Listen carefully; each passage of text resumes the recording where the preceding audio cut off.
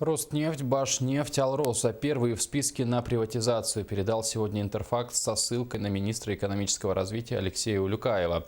Продажа их акций может принести бюджету страны более 700 миллиардов рублей. На этой неделе Владимир Путин провел совещание по теме приватизации компаний в 2016-2017 годах. Условия продажи следующие. Новые владельцы должны находиться в российской юрисдикции, иметь стратегию развития приобретаемой компании, могут привлекать кредиты, но не в Госбанк. Окончательный список компаний доработает правительство. Напомним, что в Алроса Росимуществу принадлежит 43,9%. Якутия владеет 25% плюс одна акция. Улуса Якутии 8%. В свободном обращении находится 23,1% акций. У Алроса есть ограничения. В случае смены контроля держатели евробондов на 1 миллиард долларов могут потребовать погасить бумаги. Поэтому, чтобы пополнить бюджет, Росимущество может продать не более 18,9%. Позицию республики по поводу приватизации компании нашему каналу прокомментировал помощник главы республики Станислав Платонов.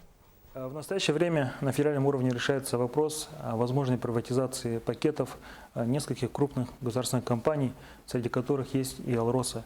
Однако речь не идет об акциях, которые находятся в собственности республики и улусов так называемой алмазной провинции. Речь может идти только об акциях, которые находятся в ведении Росимущества. В настоящее время Росимущество владеет порядка 44% акций.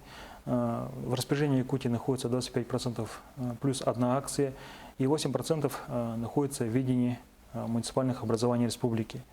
Соглашение акционеров Алроса, заключенное в конце 2013 года, предполагает, что Российская Федерация и Якутия должны сохранить суммарный контроль над компанией.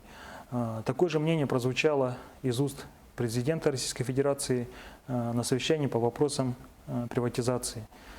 Я еще раз хочу подчеркнуть, что Якутия не рассматривает и не допустит вариантов приватизации, то есть республиканский пакет акций и муниципальных образований останется на прежнем уровне. Об этом неоднократно заявлял и глава республики Егор Афанасьевич Борисов.